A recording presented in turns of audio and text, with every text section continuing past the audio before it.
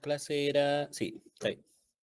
Muy bien. Esta clase vamos a abordar un poco sobre el diagnóstico de las infecciones urinarias y también de pruebas de función renal.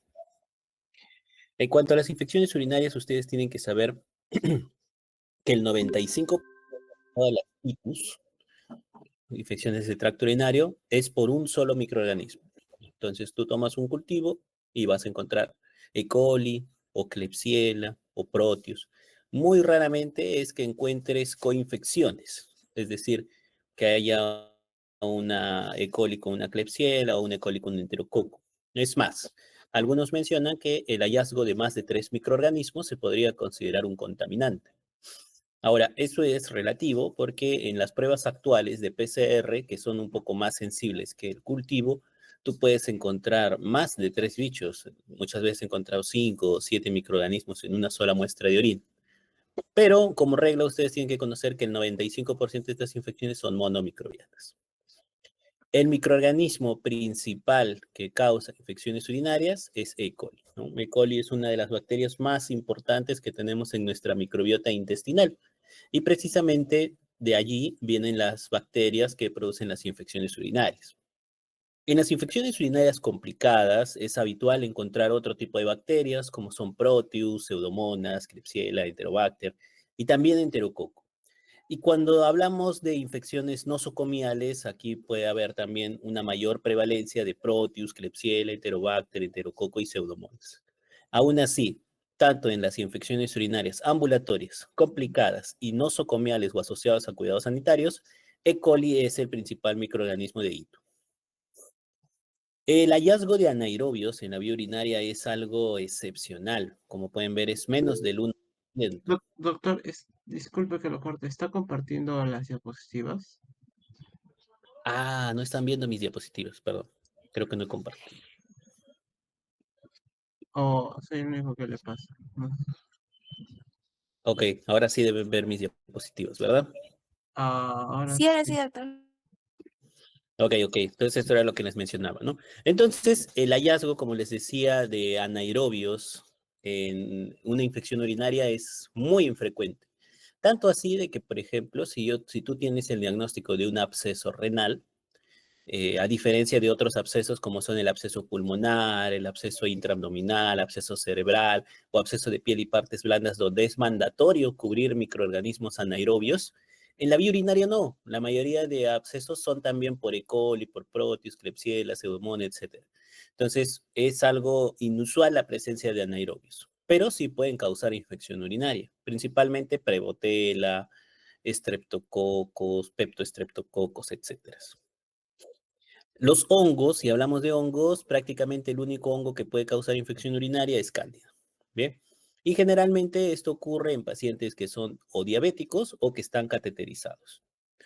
Otra bacteria importante es el Staphylococcus saprophyticus, que es una bacteria, es el único eh, estafilococo coagulasa negativo que es de relevancia en las infecciones urinarias, ¿no? Si tú encuentras un estafilococo epidermidis o minis, haemolíticos, en una muestra de orina, se considera un contaminante, un colonizante. Pero el hallazgo de un Staphylococcus saprophyticus sí sugiere una infección real, principalmente en las mujeres que son sexualmente activas y generalmente se manifiesta como cistitis. Es más, es responsable del 5 al 15% de toda la cistitis en la comunidad. Y si hablamos de virus, pues prácticamente son solo 2 virus que pueden encontrarse en la vía urinaria y producir enfermedad, que es el adenovirus y el virus JC que puede causar cistitis hemorrágica. Cuando nosotros hablamos de infección urinaria, hacemos referencia a la combinación de síntomas urinarios que corresponde a ardor al orinar, orinar a cada momento, todos los síntomas que ustedes conocen de la infección urinaria, pero asociado con un cultivo positivo, ¿no? Cuando tú tienes eso, es una infección urinaria. Por el contrario, si hay la presencia de un cultivo positivo, pero sin sintomatología, pues eso se trata de una bacteriuria asintomática, que es algo habitual. En estos casos, la única indicación de dar tratamiento son las mujeres embarazadas, los pacientes que van a ser sometidos a procedimientos urológicos y los pacientes con trasplante de órgano sólido renal durante el primer mes. En todos los demás no necesita tratamiento. O sea, si es un paciente que tiene artritis reumatoide o que tiene diabetes o es un adulto mayor o que tiene un catéter, no requiere tratamiento si es que es asintomático. Ahora, anteriormente la infección urinaria era catalogada como eh, no complicada y complicada con aquella que salía fuera del cuadro clínico habitual.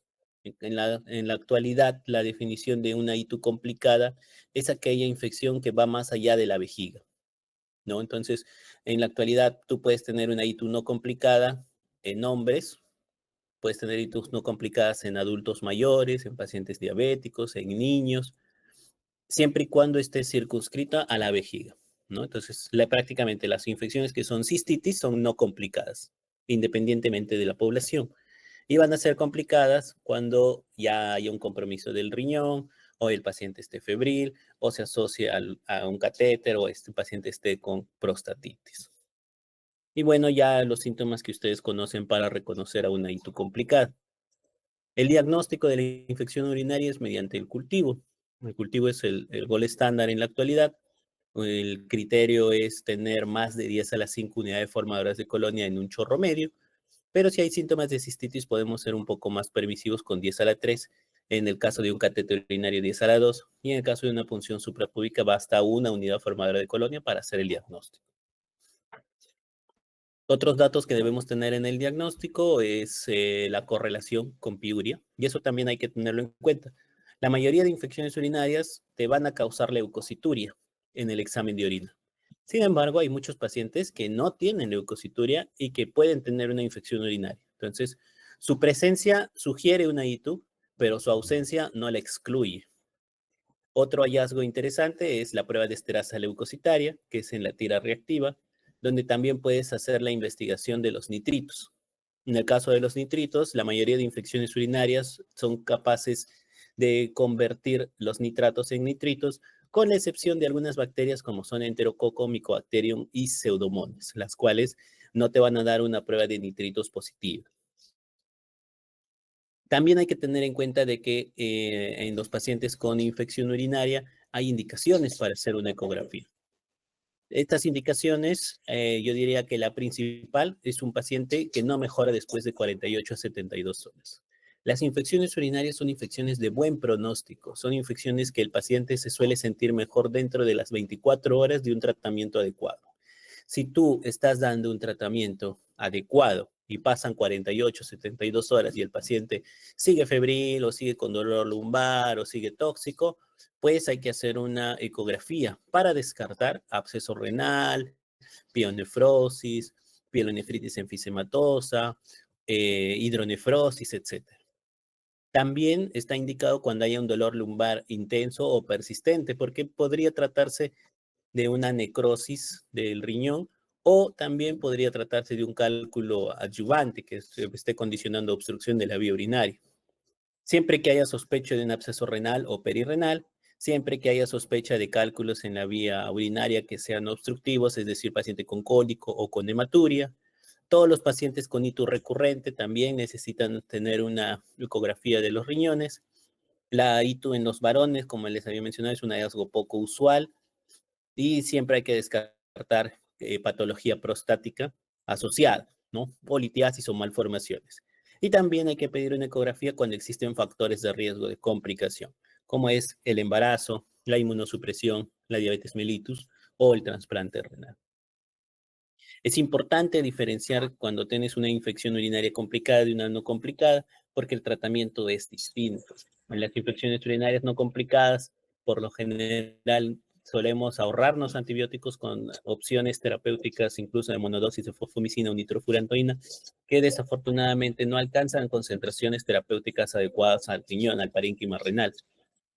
Entonces, generalmente reservamos otros tipos de antibióticos para las infecciones complicadas. Y bueno, la escordoesofagea les había mencionado. Ahora vayamos con pruebas de función renal. La enfermedad renal es una enfermedad muy frecuente que afecta al 8 al 16% de toda la población mundial. La tasa de filtración glomerular representa el volumen de filtrado formado por minuto en ambos riñones. Y en la actualidad es el mejor indicador de la función renal. Bien, la tasa de filtración glomerular es el mejor indicador de cómo están funcionando tus riñones. Normalmente, este valor está entre 120 a 130 mililitros por minuto por 1.73 metros cuadrados. Pero sabemos que a partir de los 30 años, la tasa de filtración glomerular disminuye 1 mililitro por minuto, por año, ¿no? Entonces, conforme pasan los años, es habitual observar un descenso en la función renal. Ahora, hablamos de enfermedad renal crónica cuando hay la presencia de anormalidades estructurales o funcionales del riñón que están presentes por al menos 3 meses.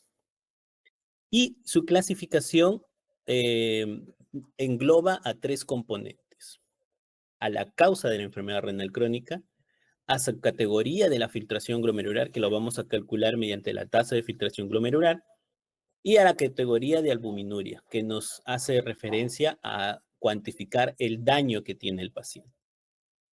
Entonces, en la actualidad nosotros usamos esto, la CADIG, ¿no? Para poder categorizar a los pacientes que tienen enfermedad renal crónica. Entonces, cuando hacemos el tema de la tasa de filtración glomerular, tenemos los siguientes grados, los cuales son 6. El grado 1, que es normal o alto, cuando la tasa es mayor de 90. El grado 2, cuando está levemente disminuido, cuando está entre 60 y 89. El grado 3A, cuando está leve a moderadamente disminuido, de 45 a 59. El grado 3B, que es moderado a severamente disminuido, de 30 a 44. El que está severamente disminuido, que es el grado 4, de 15 a 29. Y la falla renal, que se define cuando la tasa es menor de 15. Potencialmente, los pacientes que entran a este grado van a necesitar una terapia de reemplazo renal. Y por otro lado, nosotros vemos, categorizamos el daño renal. Y para el daño renal utilizamos la albuminuria persistente. Entonces, lo normal es que esta albuminuria sea menor de 30 miligramos por gramo, la categoría de la albuminuria. Eh, Vamos a hablar de un moderado incremento cuando está entre 30 a 300 y hablamos de un severo incremento cuando esto es mayor de 300, ¿no? Entonces, si tú tienes a un paciente que tiene una tasa de filtración glomerular mayor de 90, que sale 110, 120, pero tiene albuminuria, este paciente ya tiene enfermedad renal crónica. Entonces, la albuminuria te va a detectar el daño renal incluso un poco antes de lo que se suele afectar la tasa de filtración glomerular. Y por eso es de que es muy importante medirla. Cuando nosotros hacemos la investigación de las causas, porque les había dicho de que una de las esferas de la enfermedad renal crónica son las causas. Y aquí nosotros tenemos que hacer una amplia historia clínica, buscar investigación con enfermedades hereditarias, antecedentes de hipertensión, de enfermedad renal crónica en la familia, el uso de medicación nefrotóxica, los síntomas y signos que tenga el paciente, los daños de la noxa ambiental que podría haber, como consumo de alcohol, consumo de drogas. Y por supuesto hay que pedir algunos análisis de laboratorio. No solo nos vamos a conformar con una creatinina para calcular la tasa de filtración glomerular y la albuminuria, sino que hay que pedirle un sedimento completo, un urianálisis, la albuminuria y la creatinuria en orina, test serológicos. A veces pacientes tienen hepatitis C y hepatitis C también te puede causar enfermedad renal crónica como manifestación. Hay que hacer un ultrasonido para buscar manifestaciones de enfermedad renal crónica y muchas veces podemos plantear biopsia del riñón o incluso estudios genéticos dependiendo de las sospechas que nosotros tengamos en una enfermedad glomerular. Entonces, cuando nosotros vemos las investigaciones adicionales que van desde la imagen, la biopsia renal, los test que hemos mencionado hace un momento y algunos estudios genéticos, hay que recordar que el ultrasonido nos va a identificar algunas manifestaciones de nefropatía crónica, como pueden ser una longitud renal menor de 9 centímetros, riñones pequeños o simétricos, la presencia de bordes irregulares, el adelgazamiento del parénquima renal menor de 1,2 centímetros, la corteza renal más brillante o una relación córtico-medular mal definida. Ahora, la mayoría de enfermedades renal crónicas te van a conllevar a una atrofia de los riñones, pero hay unas enfermedades que pueden causar enfermedad renal crónica y no te van a causar atrofia de los riñones, sino que por el contrario, el tamaño de los riñones puede estar normal o incluso incrementado. Y esto lo puedes observar en pacientes que tienen diabetes, amiloidosis, nefropatía por VIH o enfermedad poliquística renal. Entonces, ¿cómo hacemos la medición de la tasa de filtración glomerular? Eh, En la actualidad, el estándar de referencia, o sea, el gold estándar, es utilizar la estimación mediante estudios de depuración de marcadores exógenos, es decir, la inyección endovenosa de inulina, uvexol, iotolamato, EDTA, y ver cómo esto se depura por el riñón. Sin embargo, son costosos y son poco prácticos y pueden estar sesgados también a errores como técnica de recolección, variabilidad biológica o la precisión analítica de los laboratorios. Es por eso que a pesar de que son el gol estándar para cuantificar la tasa de filtración glomerular, no se suelen usar. Y es que más del 80% de los laboratorios clínicos en la actualidad van a informarte la tasa de filtración glomerular cuando se mide la creatinina sérica. Entonces, cuando tú pides una depuración de creatinina, la mayoría de laboratorios te lo están informando solo en base a la creatinina sérica. Y por eso existen los métodos de estimación con marcadores endógenos, es decir, con productos propios del metabolismo del cuerpo.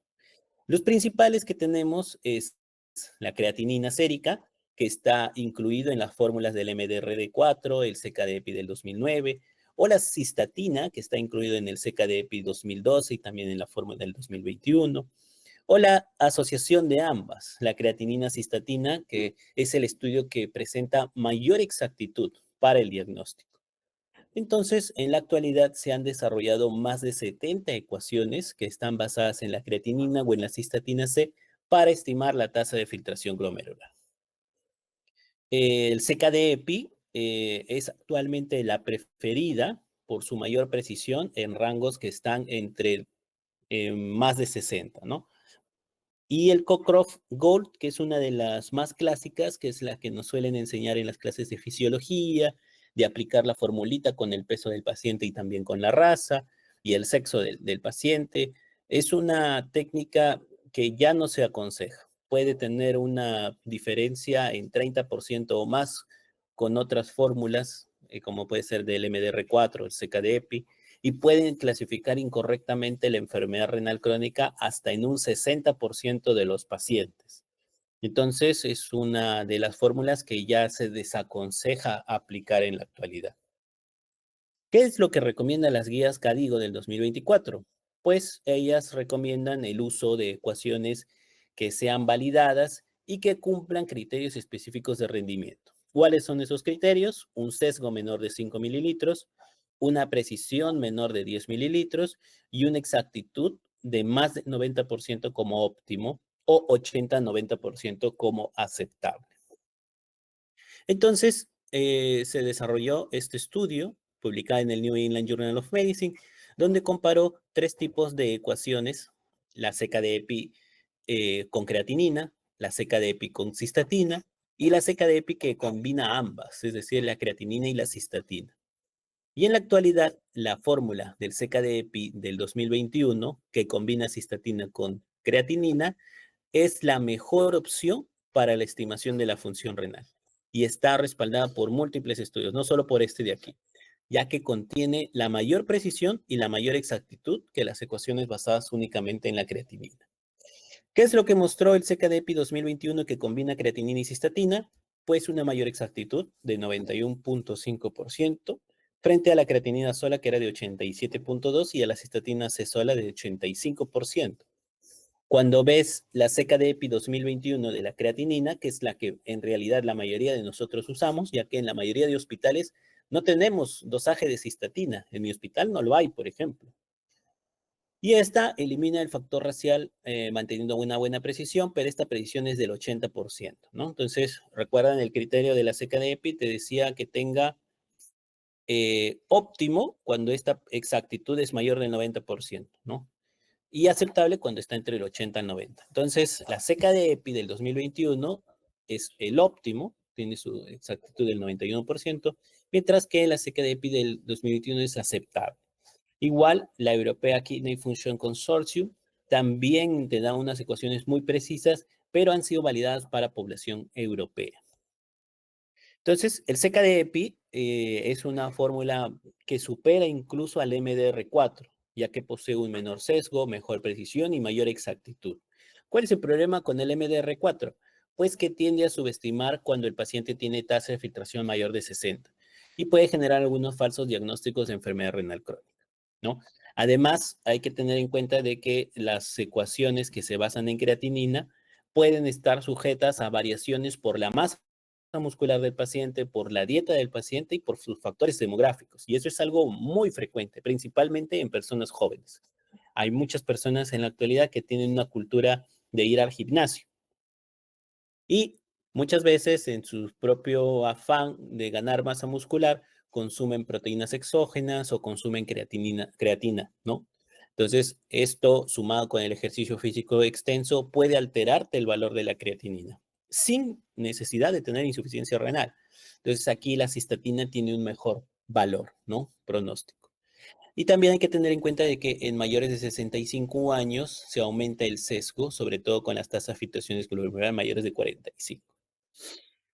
Comparando el metabolito endógeno para medir, ¿cuál es el mejor metabolito endógeno para medir la función renal? Si lo comparamos la creatinina con la cistatina, podemos observar de que la creatinina tiene una producción relativamente constante, sin embargo está influenciada por factores no renales, como es la masa muscular, la edad, el sexo, la raza y la dieta del paciente. Y además, otra de sus principales debilidades es que puede permanecer dentro de rangos normales hasta que ocurra un deterioro muy, muy grave, ¿no? O sea, es más decir, más del 50% de la pérdida de las nefronas. Entonces, eso es algo también que eh, lo debilita potencialmente de la creatinina. Por otro lado, la cistatina C es independiente de la masa muscular, de la edad y el sexo, mantiene una mejor correlación con el riesgo cardiovascular y con la mortalidad y es útil en este grupo de pacientes que tienen una tasa de filtración entre 45 y 59 sin albuminuria, ¿no? Entonces, ese generalmente es el dolor de cabeza de nosotros, ¿no? Yo atiendo a muchos pacientes que tienen VIH y uno de los medicamentos que nosotros solemos usar es el tenofovir. Y el tenofovir, precisamente, uno de sus principales efectos adversos es la injuria renal. Y está contraindicado cuando la depuración de creatinina es menor de 60. Entonces, yo tengo muchos pacientes que son jóvenes, que van al gimnasio, que consumen creatina, que consumen proteínas, llegan a su control, los pacientes están espectaculares, tienen cargas virales indetectables, CD4 muy, muy buenos, 700, 800, no tienen ninguna molestia, pero cuando les toman la creatinina salen 1.4. Entonces, para mí eso significaría que tendría que retirarle el tenofovir, y el tenofovir es una de las mejores drogas porque viene coformulado en una sola pastilla, por ejemplo, ¿no? Entonces, ¿qué es lo que hago en estos casos? Les pido esto, les pido cistatina C, ¿no? Y muchas veces me ha ahorrado el cambio de medicación porque precisamente la creatinina que ellos estaban teniendo estaba influenciado por su dieta y por su masa muscular. Hay que tener en cuenta también de que hay algunos factores biológicos que pueden alterar la albuminuria. Por ejemplo, la hematuria puede incrementar la albuminuria y las proteínas en la orina. También la menstruación, también el ejercicio, también las infecciones. También los pacientes con mujeres suelen tener menor excreción urinaria de creatinina y por tanto el cociente albuminuria creatinina podría aumentar. O las personas que tienen un bajo peso, ¿no? Las personas que tienen bajo peso también tienen una menor excreción de creatinina. También hay que tener en cuenta los medicamentos concomitantes que puede estar consumiendo el paciente, como es el uso de acetaminofén, que es el paracetamol, la aspirina, ácido ascórbico, bilirrubina, cefalosporinas, eh, la presencia de cetonas, cuerpos cetónicos. el consumo de metamizol, el consumo de acetilcisteína. Todas estas medicaciones podrían alterar muy sutilmente, no gravemente, pero sí podrían alterar sutilmente al valor de la creatinina sérica. Otro marcador que solemos pedir siempre es la urea, ¿no? Sin embargo, la urea no es tan fiable para estimar la función renal, ya que puede estar alterada por otras enfermedades no exclusivas del riñón, como es el caso de la deshidratación o el sangrado gastrointestinal o el consumo de corticoides. Y es por eso que es menos específica que la creatinina y por lo tanto no es un marcador tan fiable de la función renal. Lo que sí es un poco más ajustado y más fiable es la relación que hay entre la urea y la creatinina. Cuando tú tienes un valor de 21 de entre el BUN y la creatinina, sospechas de que esto es por una enfermedad prerrenal, ¿no? Es decir, deshidratación o un estado de shock. Cuando está entre 10 a 20 sobre 1, estamos hablando de una función renal normal. Y cuando es menor de 10, podríamos estar frente a un daño hepático o una dieta baja en proteínas. Asimismo, los electrolitos son análisis que debemos de solicitar en los pacientes que sospechamos de una enfermedad renal. Es la presencia de hipercalemia puede estar presente en pacientes con injuria renal, con consumo de IECAS o ARA2 o también el consumo de espironolactona. La hipocalcemia y la hipervolemia también son habituales en la enfermedad renal crónica, pero generalmente cuando ya es una enfermedad renal crónica instaurada, es decir, menor de 30. Por lo general, todas estas manifestaciones hidroelectrolíticas que se pueden observar en la enfermedad renal crónica suelen aparecer cuando la tasa es menor de 30. También los pacientes con enfermedad renal crónica pueden tener acidosis metabólica, que es en un incremento del anión GAP. En cuanto a las pruebas de la función tubular, pues básicamente es la osmolaridad urinaria y la excreción de sodio, ¿no? Si tienes una excreción fraccional del sodio menor del 1%, te sugiere un daño prerrenal, mientras que si es mayor de 2 o más, sugiere una enfermedad renal, casi siempre por necrosis tubular aguda. Como conclusiones, la tasa de filtración glomerular por pruebas eh, exógenas es el gol estándar, pero lamentablemente es poco accesible. Mientras que la tasa de filtración glomerular estimada con creatinina y cistatina es el método óptimo de rutina y de confirmación de la enfermedad, de la tasa de filtración glomerular. Es esencial siempre reportar la tasa de filtración glomerular y la albuminuria, ¿no? Eso es algo que se ha cambiado en los últimos años. Antes, solo con la tasa de filtración glomerular nosotros hacíamos la clasificación. Sin embargo, ahora hemos observado, se ha visto en los diferentes guías clínicas que la albuminuria y la creatinuria son hallazgos muy importantes. Y, por supuesto, urge unificar criterios de reporte en investigación y también en la práctica clínica. Muy bien, doctores. Muchas gracias. No sé si hay preguntas por parte de ustedes.